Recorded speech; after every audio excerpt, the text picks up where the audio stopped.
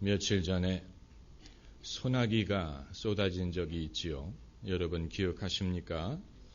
하늘이 갑자기 새카매지면서 천둥이 치고 비가 쏟아지는데 이 근처의 번개가 계속해서 떨어졌습니다. 그래서 전기가 잠깐 나가기까지 했습니다. 저는 천둥이 치는 것을 보면서 은근히 좀 불안한 마음이 들었습니다. 벼락이 우리 건물에 떨어지면 어떡할까? 창가에 가까이 가면 안 되겠다. 이 동네에 죄인들이 많은가? 왜 이 동네에만 계속 떨어지나? 저같이 용감한 남자고 또 현대인이고 합리적인 사고방식을 가진 사람도 천둥이 치는 것을 보면 마음이 뒤숭숭하고 불안한데, 오래전 과학이 발달하기 전에, 사람의 의식 수준이 발달하기 전에 사람들은 천둥과 번개 치는 것을 봤을 때 두려움에, 거기에 종교적인 의미를 부여할 수밖에 없었을 것입니다. 하늘이 노했다고 생각했을 것입니다. 사람의 죄 때문에 이렇게 된다라고 생각하는 것이 그들에게는 지극히 자연스러운 일이었을 것입니다. 왜냐하면 일단 두렵고 그리고 다른 방법으로는 설명할 줄 모르니까. 어찌 천둥 번개뿐입니까? 이 세상에 있는 거의 모든 현상들은 당시 사람들이 설명할 수도 없고 통제할 수도 없었습니다. 그래서 바다의 풍랑이 일면 바다의 신이 노했다고 생각을 하고, 비가 오지 않으면 하늘이 노했다고 생각이 들고, 사람이 병들면 자기의 죄값을 치른다고 생각을 하고, 또 사고가 나도 벌을 받는다고 생각을 했을 것입니다. 결국은 이런 모든 불안함, 두려움, 예측할 수 없는 인간의 현실에 대해서 사람들은 종교적인 의미를 부여하고 거기에서 뭔가 절대적인 존재를 찾고 자기의 죄를 속죄해야 이러한 징벌로부터 구원을 받을 것이라고 생각하는 것이 지배적인 것이었을 것입니다. 그래서 사람이 신앙을 갖는 것은 자연스럽고 불가피한 현상이었을 것입니다. 다른 길은 없었을 것입니다. 그러나 이제 시대가 바뀌어서 과학이 발달하고 의식 수준이 발달하고 우리는 더 이상 바다의 풍랑을 신의 분노라고 보지 않고 천둥이 치는 이유를 알고 설명할 수 있습니다. 그리고 우리는 자연의 현상을 예측할 수도 있고 어느 정도 예방할 수도 있고 극복할 수 있는 능력을 어느 정도는 갖고 있고 앞으로 더 많아질 것입니다. 그렇다면 여기에서 우리가 한 가지 질문을 할 수밖에 없는데, 이제 인류는 더 이상 신앙이 필요 없는 때를 맞이하였느냐는 것입니다.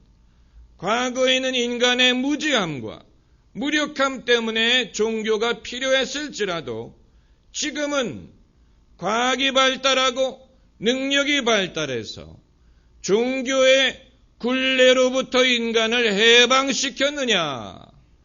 종교의 유통기한은 끝났느냐? 그리고 좀 더 중요한 질문은 기독교도 그렇게 시작했느냐?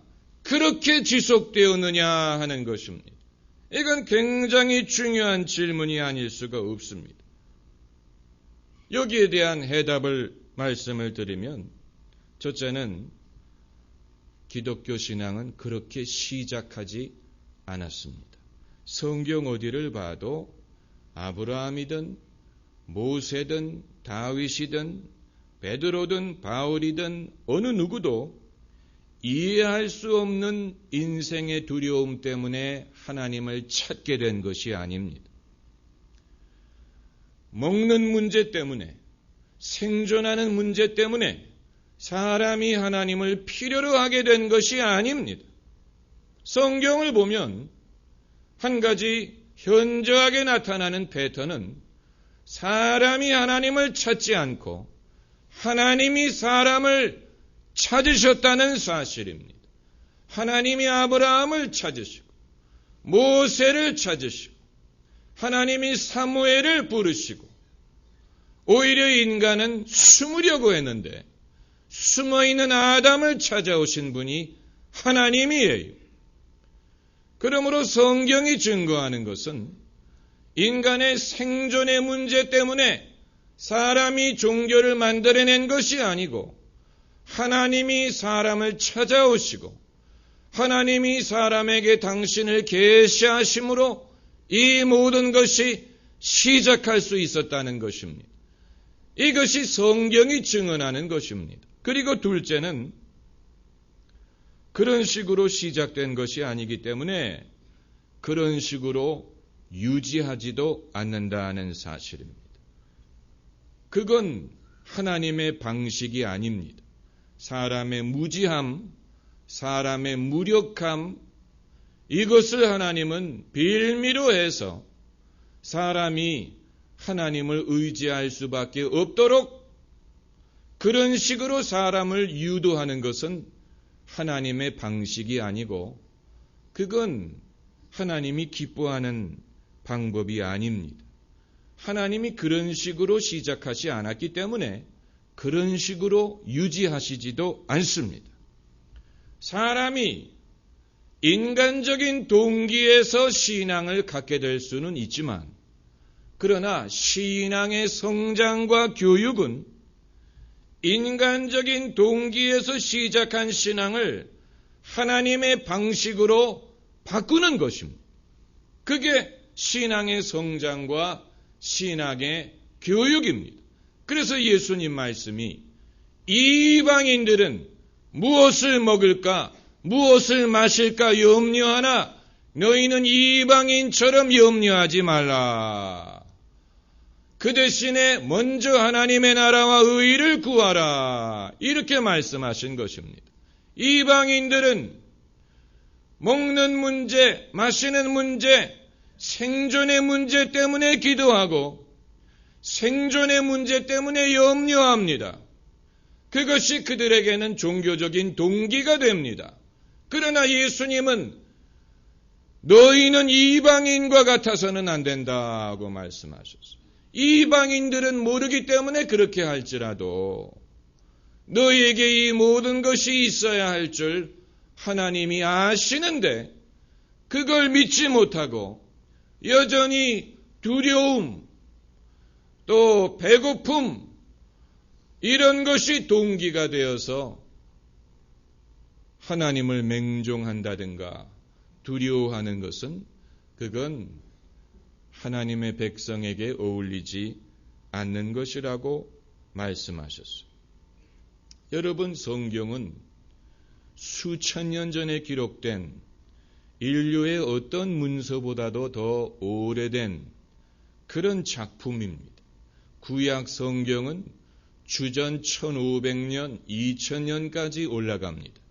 그때 다 기록되었다고 말할 수는 없지만 적어도 그때 일어난 사건이 발단이 되고 거기에서 믿음의 시작이 있었습니다.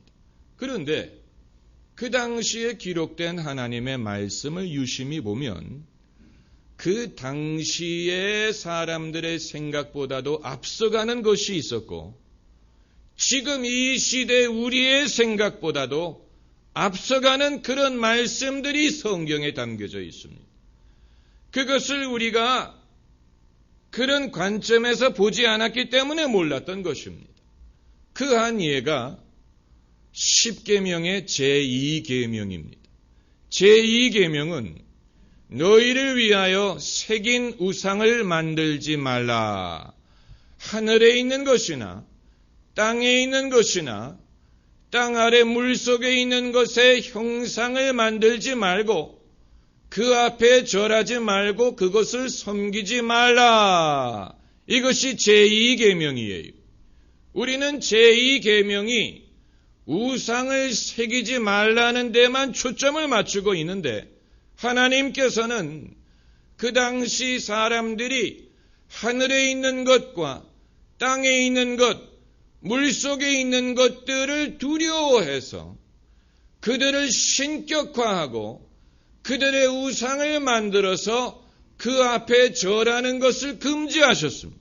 다시 말하면 하늘에 있는 것, 그것이 날아가는 새든 달이든 별이든 태양이든 이런 것을 두려워하지 말고 섬기지 말라는 것입니다.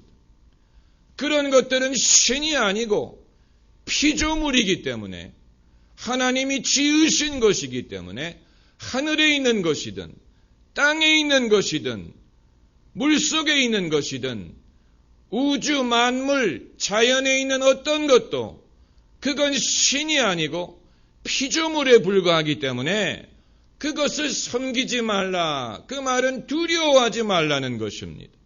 그것이 너희의 운명을 좌우하는 것이 아니다라는 것입니다.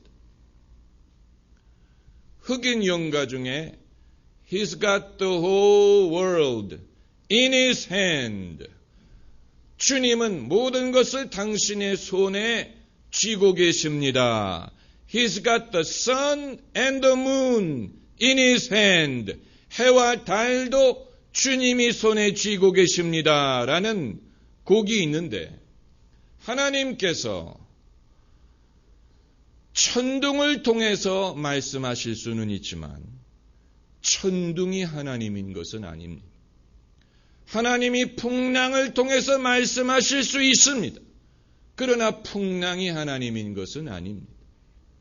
하나님은 기근을 통해서 백성을 회개시킬 수도 있습니다. 그러나 모든 기근이 하나님이 하시는 일은 아닙니다. 여기에서 원시적인 사고방식과 깨인 사고방식의 차이점을 발견하는 것뿐만이 아니고 이방인들의 사고방식과 그리스도인의 사고방식의 차이를 발견합니다. 오늘 본문에서 발견하는 사도 바울의 모습은 신앙인의 모습인 것뿐만이 아니고 지극히 깨인 사람의 모습이고 지극히 현대적인 인간의 모습이고 어떻게 보면 우리보다도 앞서가는 사람의 모습입니다. 그러나 이것이 진짜 기독교인의 모습입니다. 오늘날 우리들은 본문에 나오는 바울보다는 본문에 나오는 멜리데 섬의 원주민과 세상이 생각이 비슷합니다. 어떤 일이 생겼냐면 바울이 배를 타고 가다가 풍랑을 만났어요. 그래서 배가 파손해서 이 섬에 겨우 올라왔습니다. 풍랑을 만났다는 것에 대해서도 이 원주민들은 종교적인 의미를 부여합니다. 바다에서 겨우 살아남았다. 그러니까 사도 바울이 배를 타고 가다가 풍랑을 만났다는 것을 이 사람들은 시체말로 재수없게 생각하는, 얼마나 죄가 많으면 풍랑을 만날까. 제가 오래전에 오토바이를 타고 가다가 사고를 당해가지고 병원에 열을 입원한 적이 있는데 예수 안 믿는 분들은 안 그러는데 예수 믿는 분들은 거의 하나같이 왜 사고가 났을까? 하나님이 뭘 말씀하시려고 그러나 그 사고가 왜 났는지 아십니까? 제가 그날 오토바이를 배워가지고 제대로 타는 법도 모르고 교통법규를 어기고 고속도로로 들어갔기 때문에 사고가 난 겁니다. 그게 이유입니다. 무슨 하나님이 친 것이 아니고 하나님이 무슨 오묘한 말씀을 하기 위해서 사고를 낸 게 아니고 제가 부주의해서, 그러니까 하나님이 하신 것은 사고를 내게 한 게 아니고 죽을 뻔한 저를 살려준 것입니다. 그게 하나님이 하신 것이지 하나님이 사고를 일으키신 게 아니에요. 그런데 교회 다니는 분들은 이걸 통해서 우리가 뭘 배울 수 있을까? 이런 아주 철학적으로 이런 것을 얘기를 하는 것을 보고 제가 내가 부주의해서 사고를 냈다 그러면 아마 사람들이 실망할 것 같더라고요. 여기에 무슨 영적인 의미가 있다고 얘기를 해야 사람들이 역시 목사는 이러지. 제가 정말 참 얼마나 부주의한 일입니까? 오토바이를 처음 배워가지고 그걸 가지고 오토바이가 가서는 안 되는 올림픽대로를 들어갔으니까 살아남은 것만 해도 하나님의 은혜죠. 하나님이 하신 것은 저의 생명을 지켜주신 것이지 그 사고를 낸 것은 접니다. 그런데 우리의 사고방식이 사도 바울보다는 본문에 나오는 멜리데 섬의 원주민들과 비슷해. 그들은 그리스도인들이 아니고 토인들이에요. 아주 전형적인 인간적인 종교관을 갖고 있는 사람들입니다. 그래서 사도 바울이 풍랑을 만난 것에 대해서도 이들이 삐딱하게 보는데 게다가 뱀이 그의 손을 물었으니 오죽하겠습니까? 그래서 그들이 말하기를 이는 정말 살인한 자로다. 바다에서 겨우 구원을 받았으되 공의가 살지 못하게 하심이로다. 그들의 생각은 철학적이고 인과응보적이고 뭔가 뱀이 물든 풍랑이 일어나는 데에는 하나님의 손길이 있다고 생각하는 것입니다. 유일하게 그렇게 생각하지 않는 사람은 사도 바울이에요. 사도 바울은 풍랑이 일어난 이유는 풍랑이 원래 많은 겨울에 사도 바울이 경고했음에도 불구하고 사람의 부주의함과 교만으로 바울의 말을 듣지 않고 항해를 강행했기 때문에 난 것이고, 그리고 뱀이 문 것은 나뭇가지를 불 속에 던져서 뱀이 뜨거워서 나왔기 때문입니다. 아주 지극히 자연스러운 이유입니다. 성경도 그것을 설명하고 있습니다. 3절에 바울이 나무를 거두어 불에 넣으니 뜨거움을 인하여 독사가 나와 그 손을 물고 있는지라. 어떤 이들은 이제 이걸 영적으로 해석해서 사람의 믿음이 뜨거워지면 뜨거움 때문에 마귀가 그 사람을 괴롭힌다. 이런 식으로 해석하는 분도 있지만 그건 이제 영적인 해석이고, 왜 뱀이 바울의 손을 물었느냐? 원래 뱀은 물어요. 그게 뱀이 하는 일입니다. 뱀이 하는 일은 무는 일입니다. 그래서 사도 바울은 여기에 대해서 침묵하고, 그리고 그 뱀을 불에 떨궈버리고 아무 해를 입지 않고, 이제 멜리데 사람들은 사도 바울이 몸이 퉁퉁 붓거나 갑자기 넘어져 죽을 줄로 생각하는데 멀쩡하게 있는 것을 보고 생각을 바꾸어서 이는 신이다 그랬어요. 여러분, 여기에서 우리는 그리스도인의 참 모습과 담대한 믿음과 하나님에 대한 확신과 하나님이 주시는 권세와 하나님이 함께하는 사람의 모습을 봅니다. 뱀이 물 수 있습니다. 그러나 그럴 경우에 이 멜리데 사람처럼 내 죄 때문에 하나님이 나를 치시나 이렇게 생각하지 않습니다. 우리 모두가 죄인이지요. 그러나 예수께서 우리의 죄를 대신해서 고난을 받으셨습니다. 그리스도 예수 안에 우리가 있는 한 우리에게 정죄함이 없습니다. 하나님은 이런 식으로 우리의 죄를 벌하려고 하시는 분이 아닙니다. 그걸 분명히 알아야 됩니다.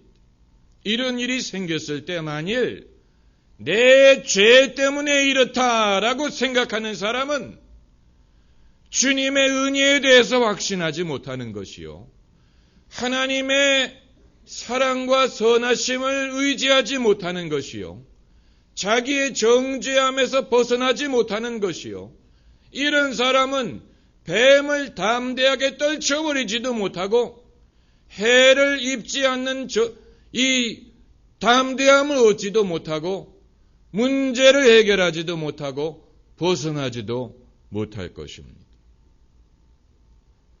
죄가 있으면 하나님이 그것을 지적하실 수 있습니다. 회개하면 됩니다.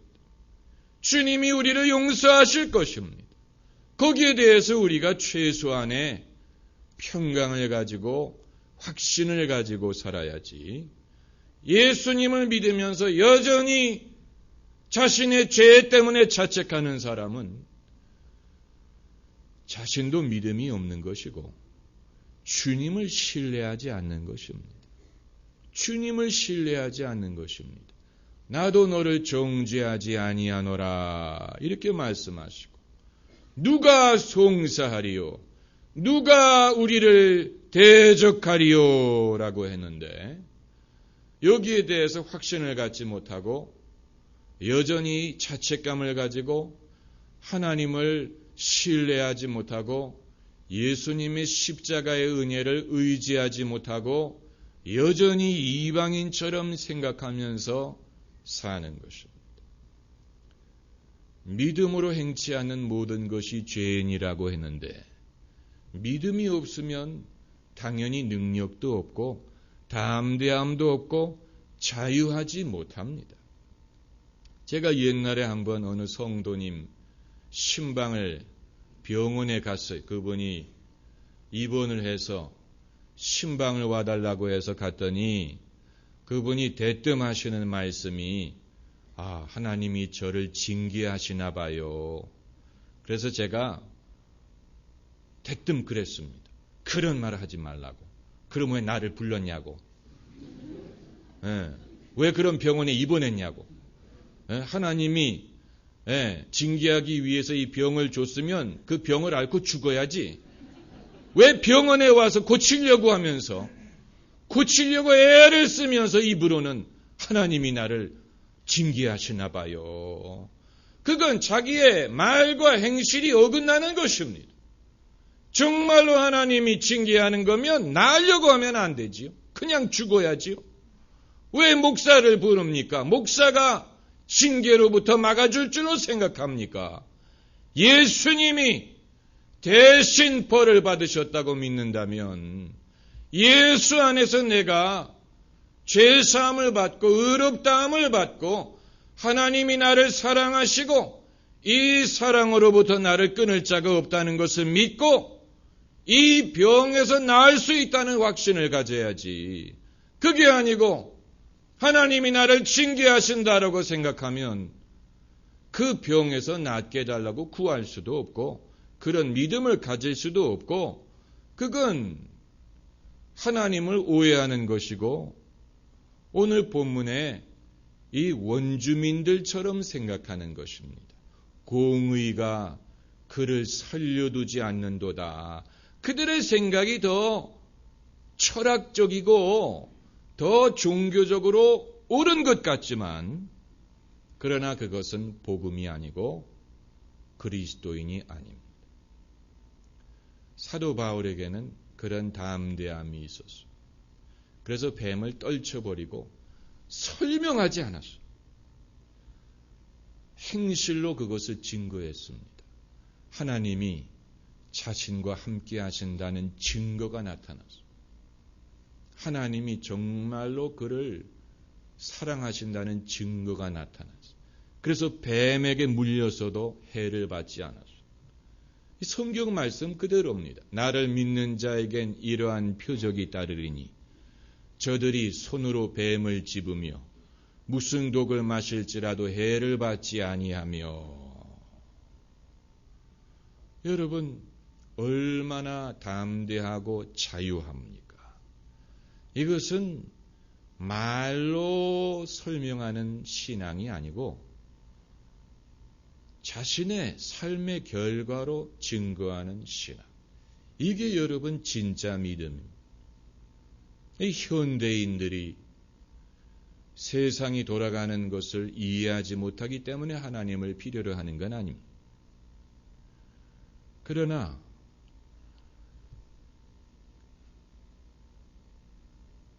그럼에도 불구하고 우리는 하나님이 우주 만물을 다스리신다는 사실을 알고 우리에게 이러한 역경이든 뱀이든 독이든 시험이든 이런 것을 당해도 극복할 수 있는 능력이 하나님으로부터 온다는 것을 믿는 것이고 이러한 믿음이 오늘 우리에게 필요한 것입니다. 할렐루야. 기도하십시다.